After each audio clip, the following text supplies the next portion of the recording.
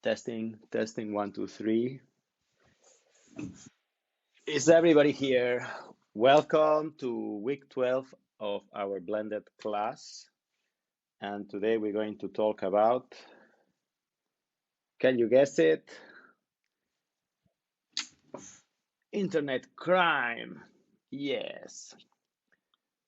Voila. So, in chapter 1, we saw the foundations of ethics. In chapter 2, we saw that to be ethical, you also need to not only know how to be ethical, but you need technical knowledge, right? So in this chapter, we will go a bit deeper into technical stuff, in particular, internet crime. Yes, good. So let's see, everything is fine. Yeah.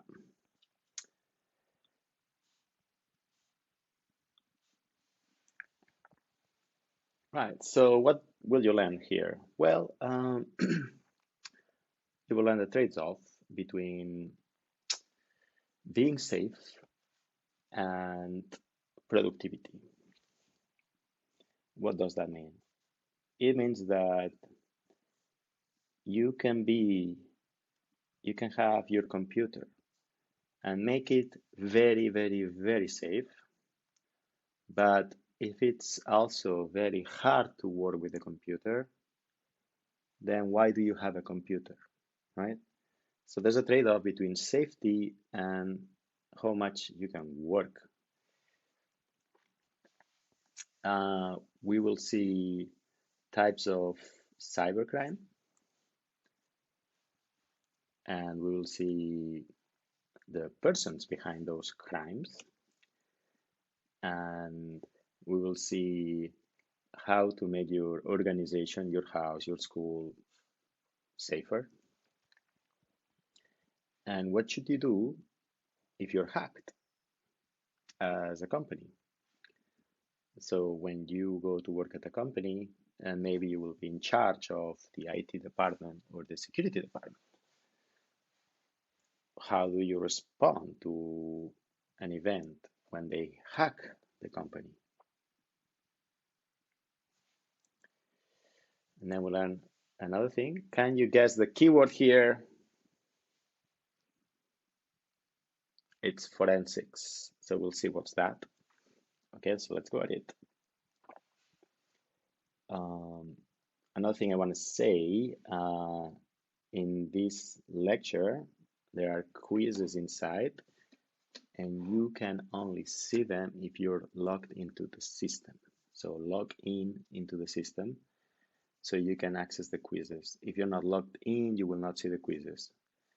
For this video, the quizzes will be connected to the grades. So there's going to be 10 questions, and they will be connected to the grade. So there's no assignment, and there's no extra quizzes afterwards. Deal? Okay. Good. So, hacks, security, data leaks, this is a major problem of many companies. So they say, and if you've been following the news, you will see that there are many news about data leak, this company has been hacked. So why is it that there are so many incidents like that? What do you think? Well, one reason you have so many incidents is that for some companies, it is cheaper to be hacked than to spend the money to avoid being hacked. There's a trade-off also for the companies on this. And so that's the reason why for some companies, the cost of avoiding all the possible hacking is so high that they prefer to pay when they are hacked.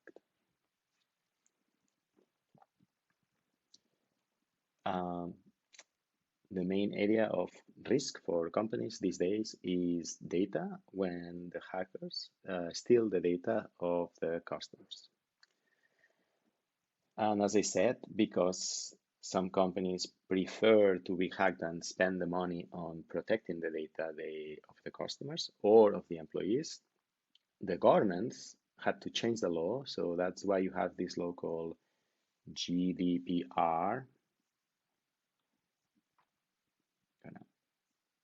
GDPR.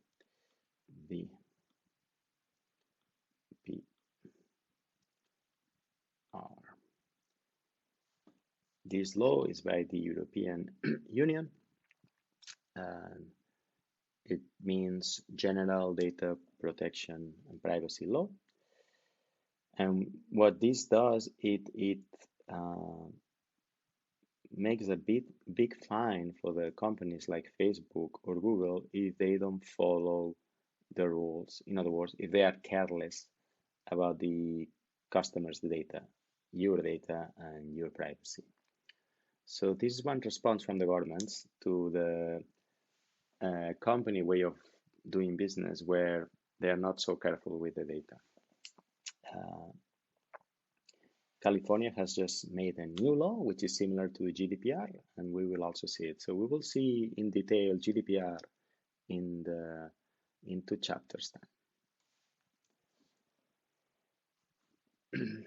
Another area of concern is when the hackers, for example, they not only want to steal the data of the company, but maybe they want to destroy the business because they're angry with the company, or they want just to steal money.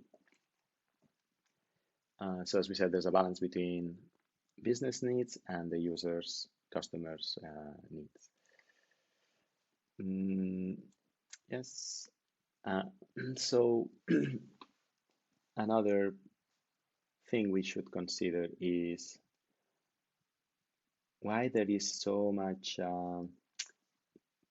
hacking incidents and security vulnerability in Windows and Mac, and why there's so many of these security issues, right?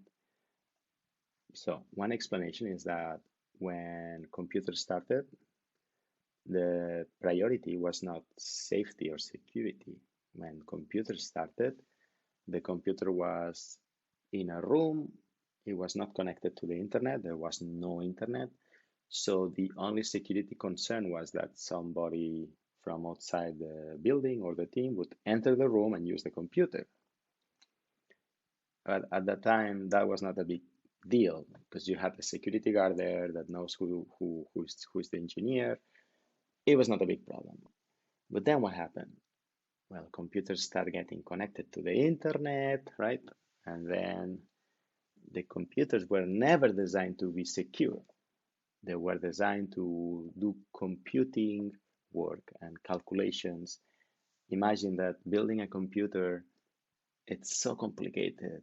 The engineers have to do so many things that they never had time to think about security, and they never thought that it would be a problem. But then computers became very popular, and then we find that we design all these computers, but nobody thought too much about safety or security. And that is one explanation why we have so many security incidents.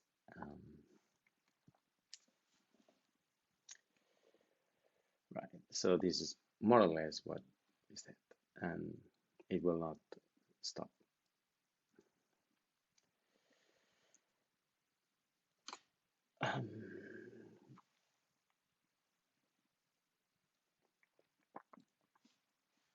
You can skip these slides. This is what we said. Computers connected to the internet, and so on. So, one keyword you should know, typical exam question, what is an exploit? Maybe you heard this keyword before. So an exploit is an attack on an information system, it's an attack, and it takes advantage of a vulnerability.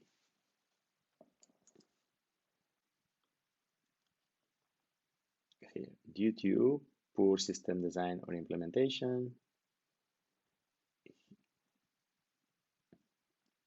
But now you know why they never designed these computers to be safe to start with, right? So, good.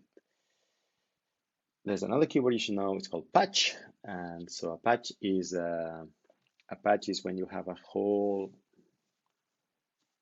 like a hole, and you put another piece of cloth. That's called a patch to fix it. In software, it's a piece of code that you add to the previous software. So Windows has a lot of patches. And so what these patches do, they fix a problem. Sometimes they create another problem, but that's another issue. And so another keyword you should know is called the zero-day attack. And what is that? So imagine I am a hacker and I discover a way to enter your laptop through some vulnerability. And only I know this information.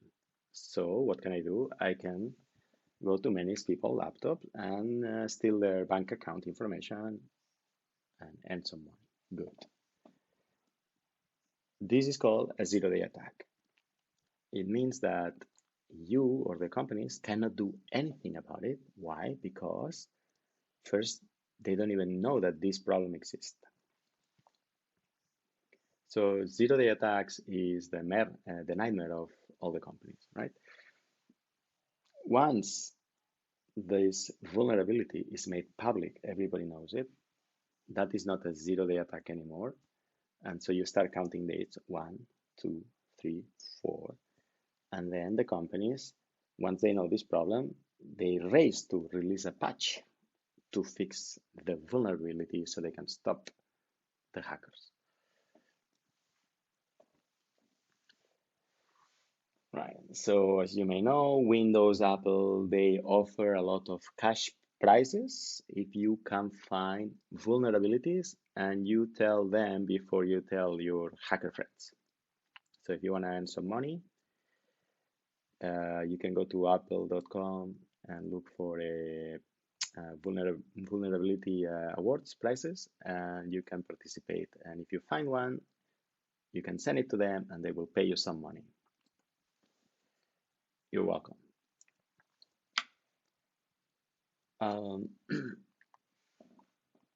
So it's not only laptops. Increasingly, because employees use the phone to work, this has become a very good way for hackers to access the company information. Now, typical exam question, types of attack. Here you have 7 types. We will go very quickly through them in the video, but you should maybe spend a bit more time look in the book what each one is. Maybe you want to look in Wikipedia because it has a very updated information. So try to understand the 7 types, because in the exam I will ask you to distinguish between the types. So a virus, you should have a clear idea what is a virus.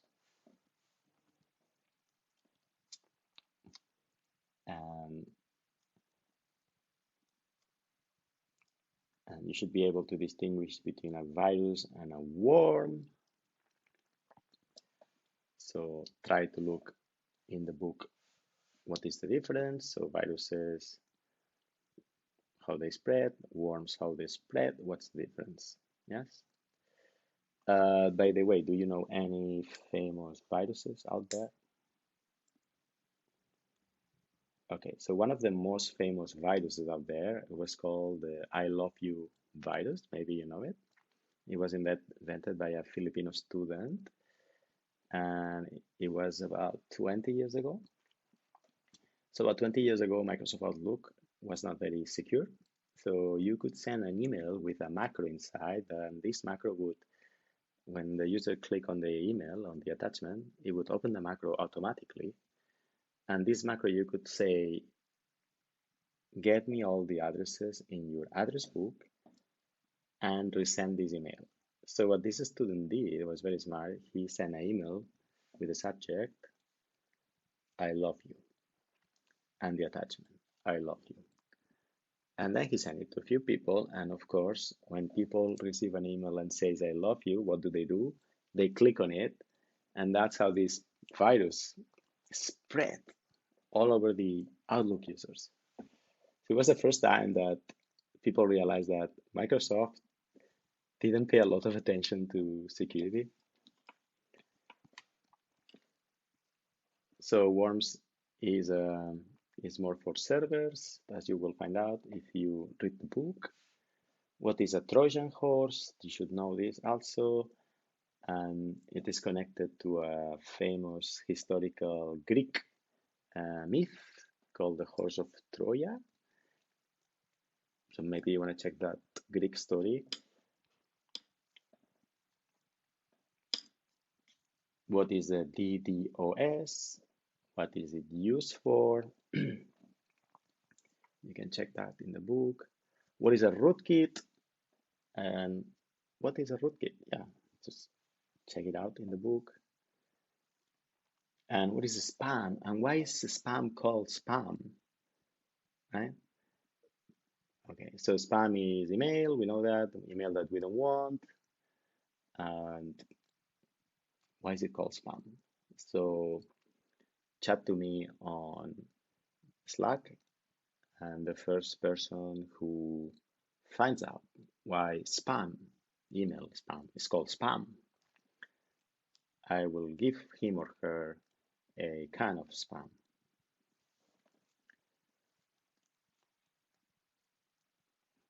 Phishing, what is phishing? So what is it? Can you give me an example of phishing? Yeah. What is a spear phishing? You have smishing also, and you have vishing. Yeah, we saw a video of a woman calling to a bank and pretending to be the wife of somebody with a baby crying in the background, remember? So that's an example of phishing. Here you have an email that is another example of phishing because it's not by eBay. Okay, that's very interesting. So we've seen 7 types of attacks, and who and why is behind these attacks. So let's try to understand a bit who and why they do this. So you have mostly 7 types of personalities or people or types that you can classify according to the purpose of the attack. In other words, why they do that. So the number 1 is called the hacker. Here you have it, hacker. So what is the purpose of a hacker when they do an attack? So most of the time, hackers, what they want to do is just to test the system, to test their technical knowledge, and this is very exciting for them, or just to be popular. Can you tell me at least 3 names of famous hackers? I don't hear anything. Right. So I'm going to show you a famous hacker.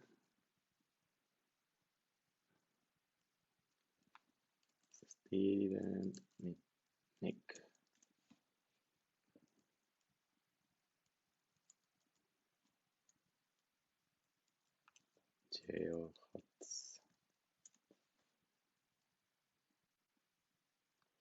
Oh, that's Kevin Minnick is a hacker from the 70s. They made a movie about him, super famous. Another one is called George Hotz. This teenager became famous because he was the first to hack an iPhone. So you can see his videos on TV showing it.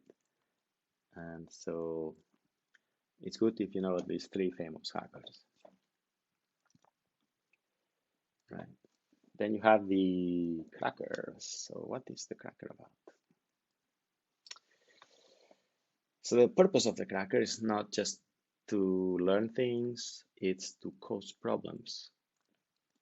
That's it. Maybe he's angry with the company, It just doesn't want money. It just wants to destroy that company. Yes.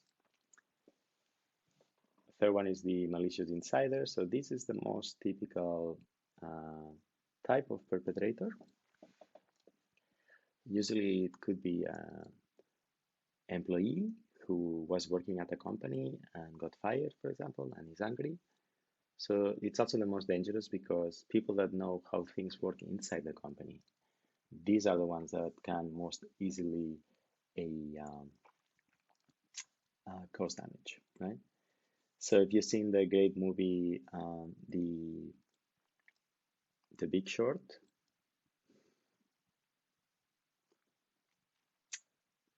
or Margin Call, also, you have a great example.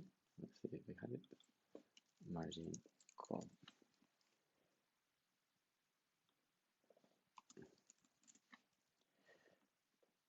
Here, this actor is called Stanley Tucci, and there is a his name in the movie. It's called Eric Vale,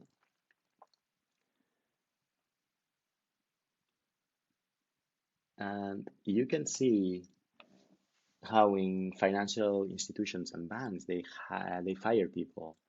Um, they don't tell employees 2 weeks in advance that you're going to be fired. They just fire them and they have to leave the building in 5 minutes because banks know by experience that employees have very sensitive information and can cause a lot of damage in the bank. So if you want to see how firing is done in a bank, this is a great example. Then you have the industrial spy.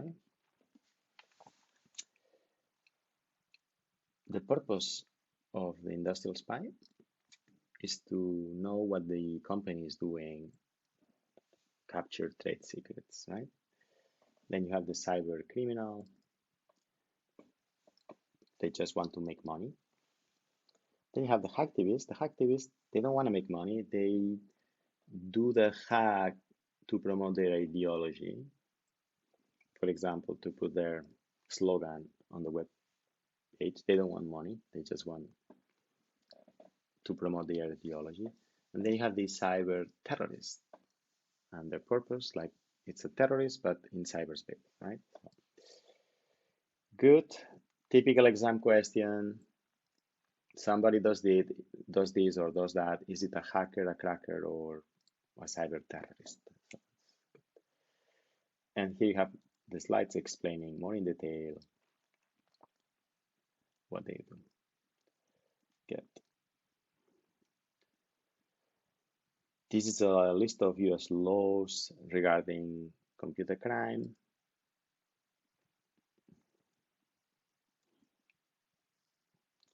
And so we talked a bit about Microsoft before, about the I love you virus. That was a big problem. So one day, Bill Gates actually, he sent an email to everybody at Microsoft. And the email basically said, from now on, everything you build must be secure. If it's not secure, it's worthless. And that email is very famous because it changed a bit, not enough maybe, but it changed a bit how Microsoft thinks about security. And then Microsoft came up with this idea called trustworthy computing. And you have a very nice chart. As you know, I'm a fan of charts. This is called the House of Shiba chart. And what it means is that if you want trustworthy computing, which means computing that you can trust, you need 4 things. And they draw these columns here. And what it symbolizes, this house, is that if one of the columns is missing, what happens to a house if you remove one column? Well, usually it falls down, right? So that's what it means. So if you want trustworthy computing, you need 4 things: security, privacy, reliability, and integrity. Make sense? Security, why? Because if they can hack you easily, who's going to trust you? No one. Privacy, same. Reliability. If the computers that run your app or your service don't work or work sometimes, is that good? No. And integrity. If the people running the business, they don't have integrity, will people trust them? No, right? So that's what it means.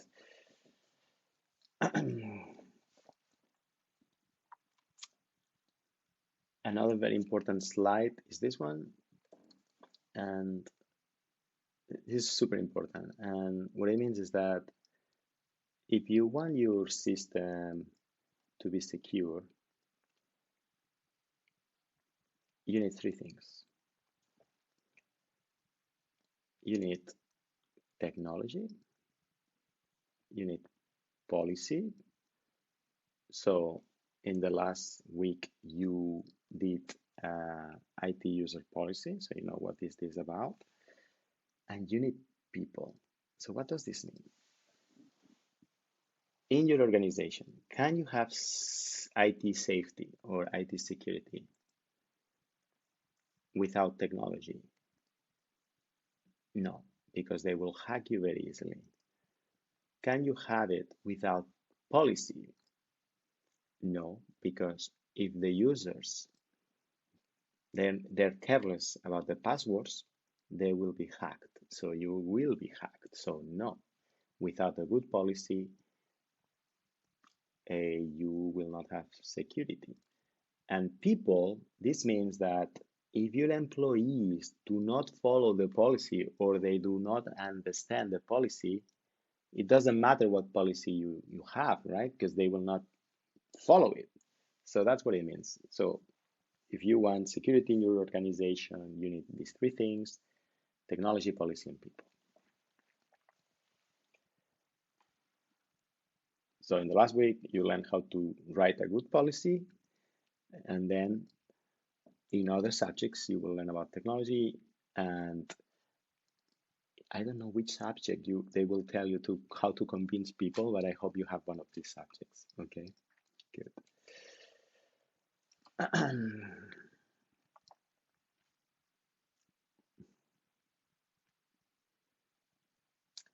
Right. We will talk about what to do when you are hacked later on. Um, but now let's talk about risks and how you assess risk assessment, right? So every good organization, every good IT department, and if you don't have this, you should do it. They will have a risk assessment of the threats they face. Yes. And how do you do a risk assessment? So do you remember the 5 steps? So here you have 8 steps. So this is the 8 steps you would do to do a good risk assessment. So first, you identify the assets that the hackers might take from you. Typical asset,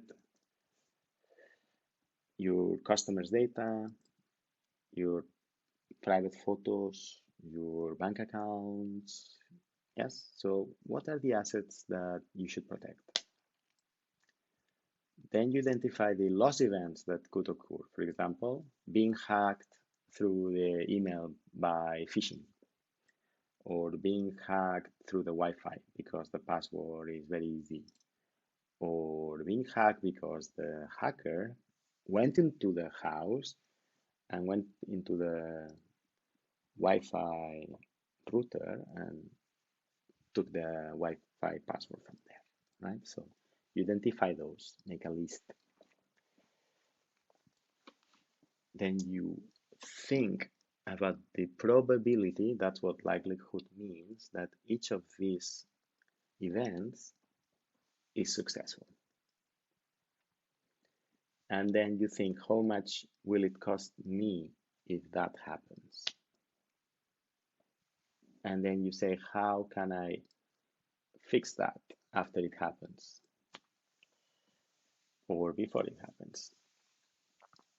And then you do a cost benefit analysis, and then you decide what to do. Or should I buy a bigger lock for my Wi-Fi router? Or should I hire a student that now knows how security works? Yes. Or should I spend more money on a safer router? Or should I spend more time explaining my family members how not to be hacked or what are the typical risks, right? All of these things cost money. So which are the ones that cost the least money and are most effective? And that's having this plan, this risk assessment in your organization, your house, your school. It shows that you are professional, right? And when you're hacked and you have this and you can show it, at least you look good. But if you're hacked and you were not prepared, it doesn't look good. So here you have an example of a risk assessment for a hypothetical company. And this would be for a company like Amazon or a walk.com, for example, online. Yeah? So the risk they're assessing is this one, DDoS, right? So this is the risk, the name. The assets that are under threat is that, well, when you have a DDoS, the website doesn't work, so they will not be able to sell goods for 1 day or 2 days, right? So how much money is that? So think, for example, all the yearly sales and what happens if you don't sell for 1 day. How much money is that? So you could calculate that, right? So this is what will happen. We will not be able to operate the website. Estimate probability. So here you think, in 1 year, what is the chance that this will happen? This is very hard to estimate, but you can look at industry averages, like online websites. How often in a year they suffer a DDoS, right? So you could maybe come up with a number from the internet or somewhere, say, oh, maybe it's 1% of the websites have a DDoS attack at least once a year, and they cannot use the website for 1 day. Okay, so that would be a 1% probability, right? So you would write here 1%. In this case, for this, they said it's a 40%. It's good. Then what is the cost to you if this happens? How much money you lose? So here you can use any estimate as long as it's reasonable. So for example, if you sell $1.5 billion a year, right? So you would divide that for 350 days and you would come up with a number. So you could say, this is the money I will lose. And you write it here. In this case, they wrote 500,000. And then you calculate the expected, this is the E operator, maybe you saw it, the expected cost. And the expected cost is the cost when this has happened multiplied by the probability. And this is your annual cost that if you live forever, on average, every year, some year will happen and some year it will not happen. But on average, every year you should put aside that money to counterbalance this event. Yes. So that's what insurance companies use to charge if you want to insure against that event. In this case, it's 40% multiplied by 500,000 is 200,000, right? So that's the annual cost basically of this DDoS. And then you check, what am I doing now to prevent this? Am I prepared for this? And they decided it's poor. What could you do here? Maybe you can have a second website ready in case the first one fails. Or you can have a system that prevents DDoS. So there's a company called Cloudflare that actually they specialize against DDoS, right? Then you analyze other threats you might have. For example, here we have receiving email attachment with a worm. So that's how they assess it, and so on. Sounds good? Good. So there's a very good exercise you can do. You can do a risk assessment of your house, right? So here you have,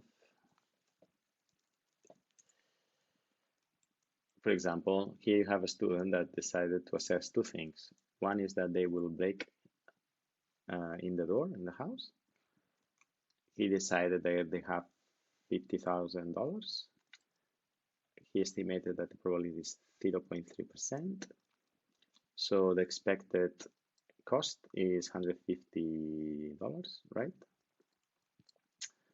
And another risk they have is that the Wi-Fi will be cracked. So the assets, if the Wi-Fi is cracked, they estimated $250. The probability they estimated is 2%. So this multiplied by this is this. And here they estimate what protections they have in place. So I'm gonna do another one. Phishing attack, for example, right? So I estimate that the assets I will lose is $10,000, and I estimate the probability is 10%. So how much is this? So this is gonna be this multiplied by this, $1,000, right? So can you tell me which one should be my number one priority right now, where I should the first that I should pay attention to: breaking the door, Wi-Fi cracked, or phishing attack? Good. So I will ask this in a quiz.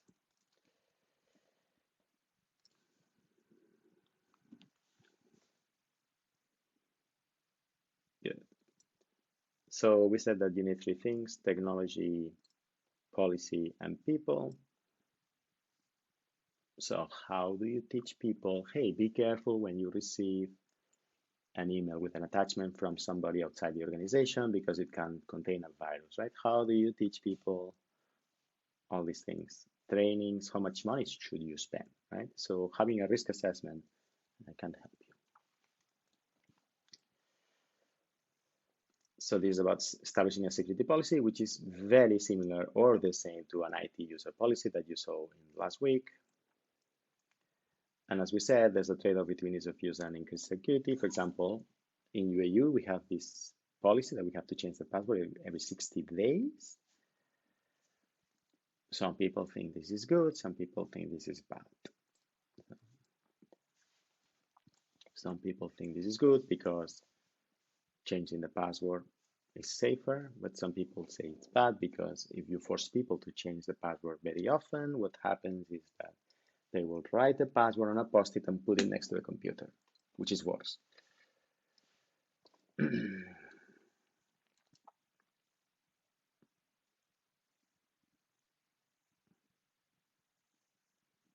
Right.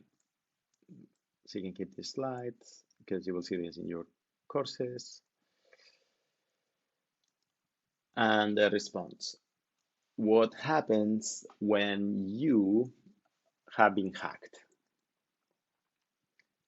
So a very good idea is to simulate this well in advance before it happens, so that when it happens, you know more or less what to do. Yes? So it's good.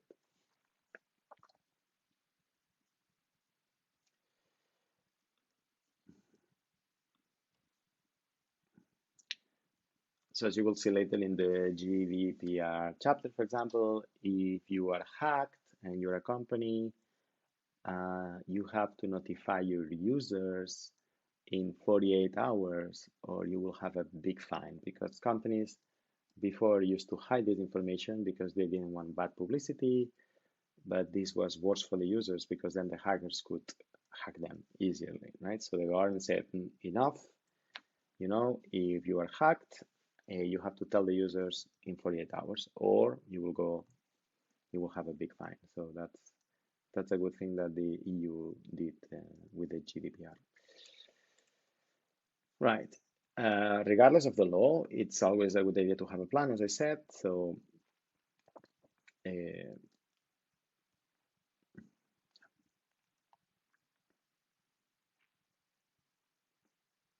and final slide for today, forensics. What is that forensics? So I have a friend working as an IT security forensic, and his job is really fun. It's to, for example, typical example, malicious insider. The boss of a company suspects that one employee is taking customers, the client list from the company, and giving it to a friend because he is planning to leave the company and start a competitor. Typical example. So the CEO asked the forensic company to hack into the employee's company's laptop, to hack into the hard disk, and to find a proof that this is true or not.